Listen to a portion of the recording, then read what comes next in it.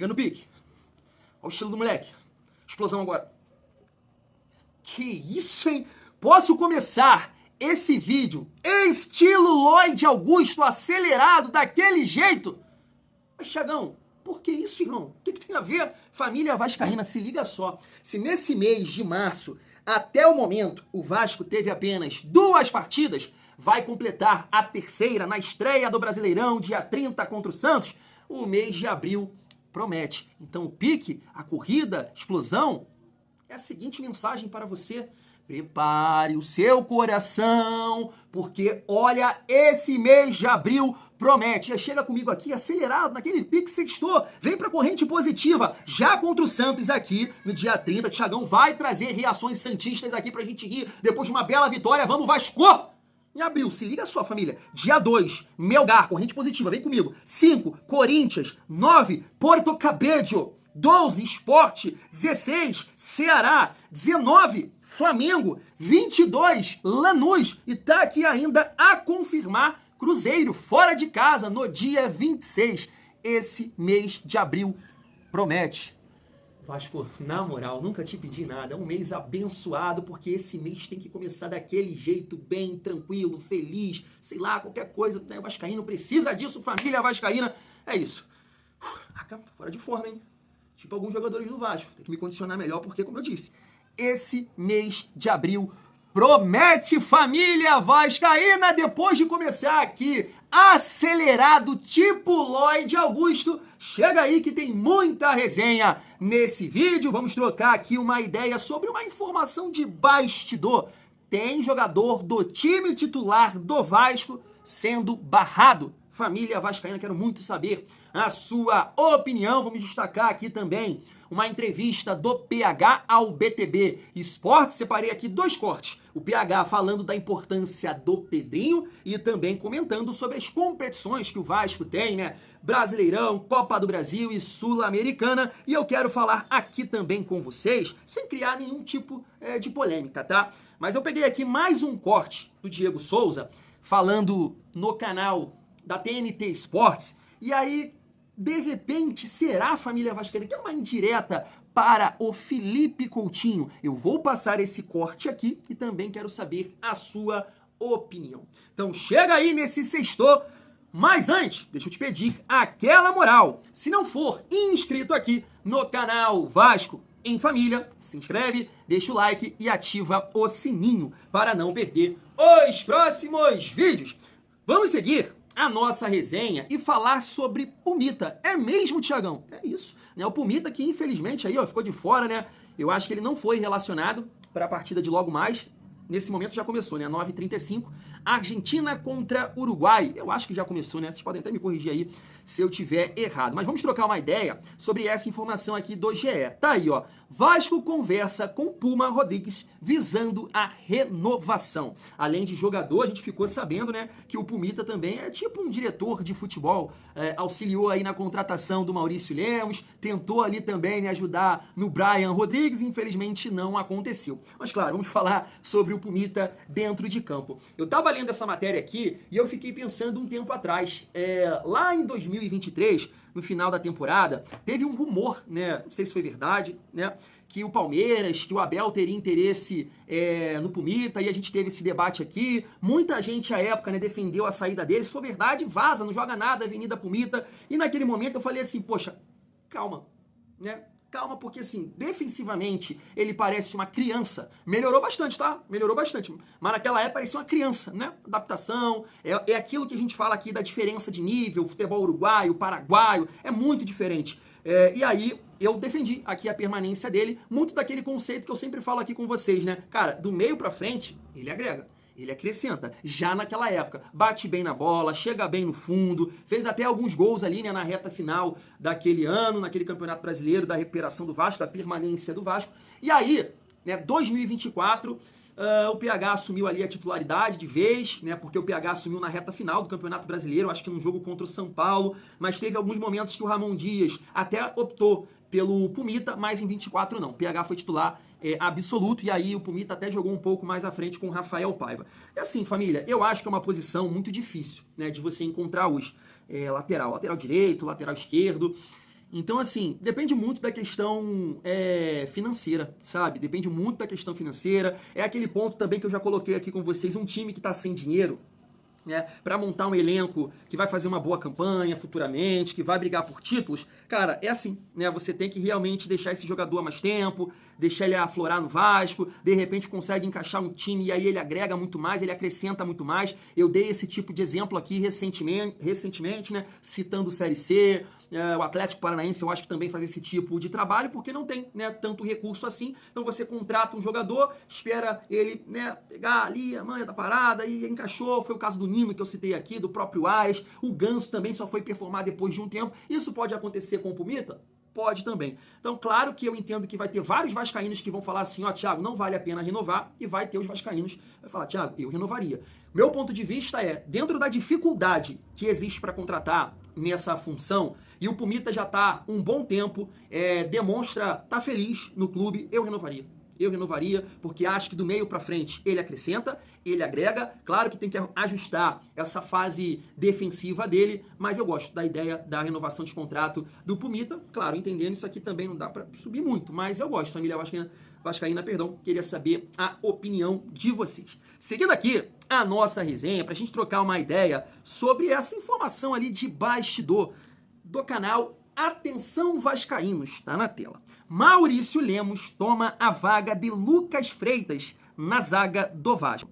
Ou seja, na estreia contra o Santos, pelo Campeonato Brasileiro, João Vitor pelo lado direito e Maurício Lemos pelo lado esquerdo.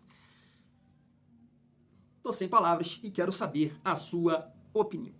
Claro que eu não vou dar aqui uma de carente, tá, família vascaína, porque até acho no barro Lucas Freitas, não sei o quê, não vou fazer isso, tá? Acho que é um jogador que se salvou nesse período aí de Campeonato Carioca e as duas fases da Copa do Brasil. Eu vi aqui, né, com todo respeito à galera aí, os capazetes, estão defendendo o Capasso aqui no comentário, nos comentários do vídeo de mais cedo. Gente, pelo amor de Deus, cara. Caraca, eu não entendo vocês, cara. Cara, o João Vitor, não é que eu morro de amores pelo João Vitor. O Vasco pagou caro nele, mas eu vi gente falando que o Capasso é melhor que o João Vitor. Não é nunca, cara. Chega nem perto. E eu não tô falando que o João Vitor é craque, não. É um excelente jogador, não me entendam mal. Não é isso o ponto. É que o Capasso é ruim, gente. É ruim, cara. Só o Atlético que é ele, cara. Onde vocês estão vendo essas coisas, cara? Capazetes, falaram que ele é melhor do que os zagueiros que estão no Vasco. Ele não é, cara. Ele é melhor que ninguém, cara. Ele não é melhor que o João Vitor. Ele não é melhor que o Freitas. Ele não é melhor que o Lemos.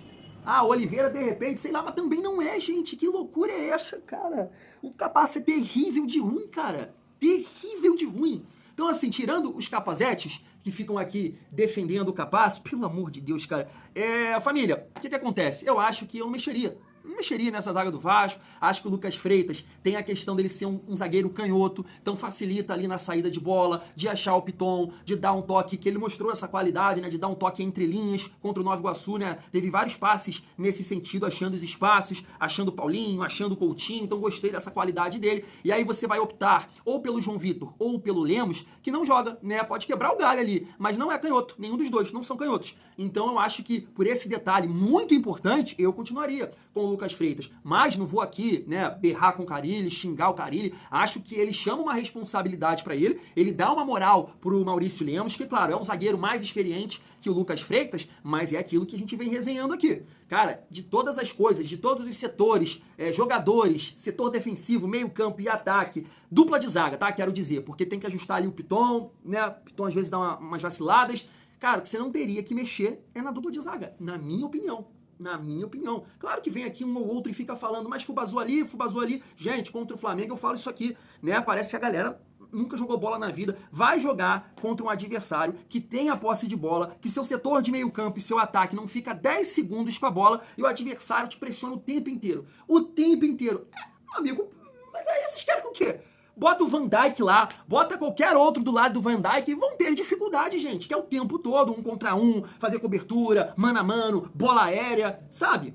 Então, assim, nesse jogo contra o Santos, eu já espero uma postura diferente do Vasco. Um Vasco com mais posse de bola, de repente um jogo mais equilibrado, não sei, e aí a defesa não sofrendo tanto assim. Então, eu não mexeria de forma nenhuma. Mas, né, nosso treinador é o Fábio Carille, tá tendo esse tempo inteiro aí para tomar essa decisão, para ajustar o time. Se ele acha que o Maurício Lemos é a melhor opção, paz, vou ficar aqui na torcida e torcer muito para que o uruguaio possa fazer aí uma grande estreia, perdão, e uma excelente temporada. É isso, vou torcer muito para isso. Mas eu quero saber a sua opinião. Nesse momento, vendo, né, as atuações do Lucas Freitas, meu erro.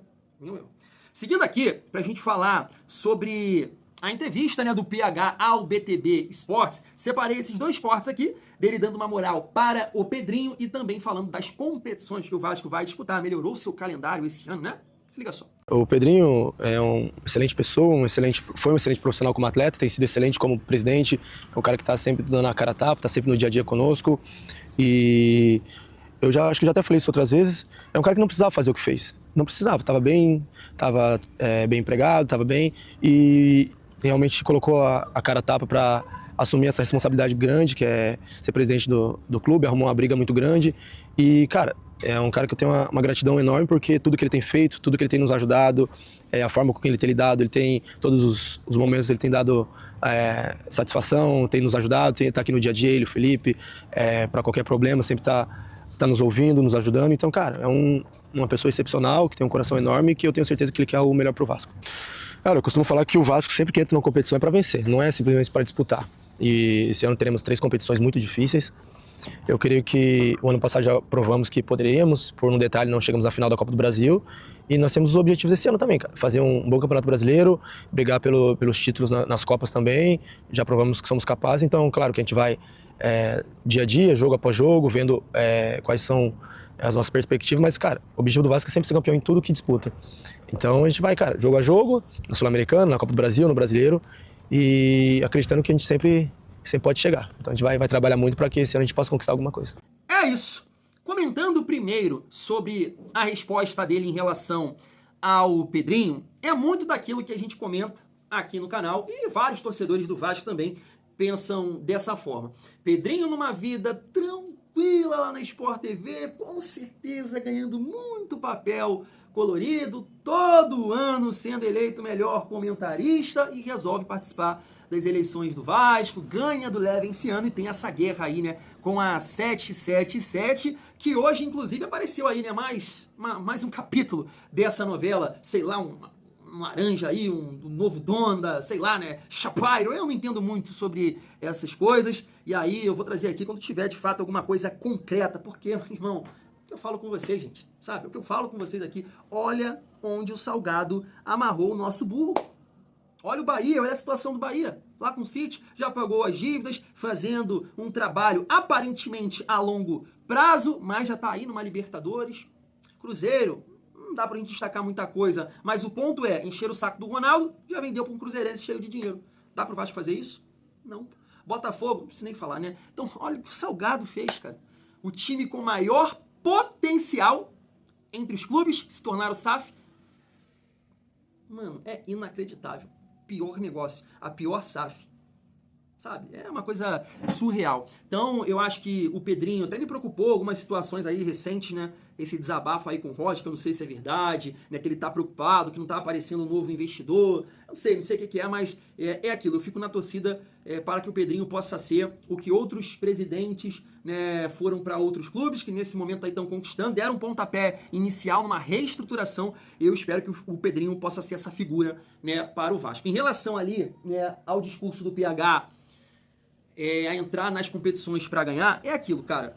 Esse discurso é clube, história, torcida. Esse discurso. O Vasco tem que entrar em todas as competições para ganhar, para conquistar. Elenco não é esse papo. E a gente sabe disso. Por isso que eu sempre bato aqui na tecla. Já tive um debate recente com um amigo, né? Pensamento medíocre, pensamento realista, né? Então o Vasco, ele, nesse momento, não entra em nenhuma competição sendo favorito. Né, sendo favorito. A gente não entra com essa possibilidade. A gente não começa o ano de 2025. E isso há um bom tempo já, né? Imaginando, pensando, projetando. Essa competição aqui dá pra ganhar. Não.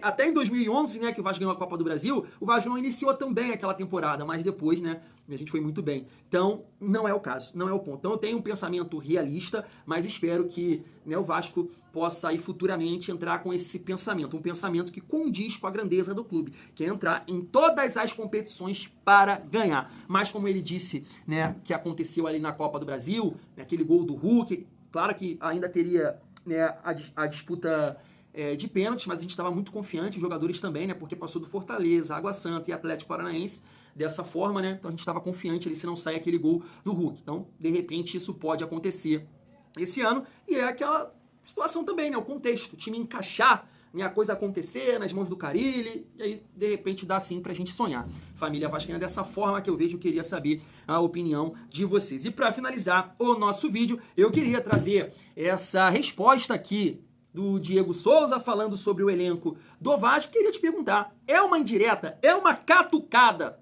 ao Coutinho? Se liga só. Às vezes, por ser Vasco, elas querem a grandeza de quando tinha Romário, de quando tinha Edmundo, dos anos 90, de 2011, quando eu fui campeão também. E, querendo ou não, o futebol se faz com dinheiro, né? Todo mundo investindo, todo mundo se reforçando. E vamos dar mérito ao Pedrinho, porque o Pedrinho voltou, conseguiu reorganizar o Vasco tem jogado de igual para igual, mas o Vasco precisa de reforço, porque o Campeonato Brasileiro desse ano vai ser um campeonato mais difícil dos últimos anos. Então, se não tiver uma equipe competitiva, jogadores que decidem, o Vasco pode sofrer e não é isso que a gente quer. Então, eu torço para que o Vasco consiga investidor para trazer um jogador de ponta e possa ser esse jogador que faça a diferença. Esse sabe muito, hein? E fez muita diferença em 2011, mas aquela bola do Cássio, hein, Diego? Pelo amor de Deus. Mas se ligou nessa fala final dele aí, um jogador que possa fazer a diferença. É uma indireta? É uma catucada ao Felipe Coutinho? Mas calma, vamos falar sobre isso. Antes, eu queria destacar o início ali, que ele fala, né, da história do Vasco, Romário, Edmundo, conquistas, né, até o time dele ali em 2011 que conquistou um título inédito para o Vasco, né, que foi a Copa do Brasil, e essa resenha vai de encontro a um papo que eu tive com vocês aqui, né, recentemente. Coloca o Fortaleza no Vasco, cai porque é diferente. Não tô falando que o Fortaleza é isso ou aquilo, não tem torcida, né, sempre tá fazendo, né, festa lá no Castelão, é um time que tá, sei lá, 3 anos disputando Libertadores, muito bem organizado, mas, cara, o Vasco carrega essa bagagem, essa história. Então não é fácil jogar no Vasco. Então eu concordo com ele, você tem que ter investimento, você tem que ter dinheiro, contratar jogadores que estão num bom momento, que tem uma bagagem, ou, né, é o que o Vasco está tentando fazer, montar, apostar e aí torcer para que esse jogador possa performar dentro de 1, 2, 3 anos, né, para a gente tentar beliscar alguma coisa. Agora, falando em relação ali ao Felipe Coutinho, entendo que não foi uma catucada ou uma indireta pro Felipe Coutinho, eles são até amigos, né? Diego Souza comemorou bastante a chegada do Felipe Coutinho, mas eu, como sou aqui um defensor do Felipe Coutinho, entendo que é um jogador que ele tem que se encaixar nesse perfil que o Diego Souza falou, né? Jogador para fazer a diferença. E infelizmente isso não aconteceu ainda, porque é um jogador tecnicamente muito acima da média. Felipe Coutinho é um craque da bola, joga demais. Infelizmente a parte física vem atrapalhando ele e aí, cara, é aquele papo que a gente teve no vídeo de mais cedo. Acabou as desculpas, ele tem ali alguns jogadores, né, na frente agora com essa característica de velocidade, ele tem que estar melhor condicionado, ficar, claro, livre das lesões, e aí, cara, eu acho que a cobrança passa a ser maior nele, para que ele possa ser esse jogador que faz a diferença, que assuma, né, esse protagonismo no Vasco, que no ano passado foi do Verratti, por exemplo, né? O Verratti foi um protagonista, ele, o Jardim, então o Coutinho tem que se colocar nessa prateleira aí de ser um protagonista do Vasco, fazer a diferença. Concorda?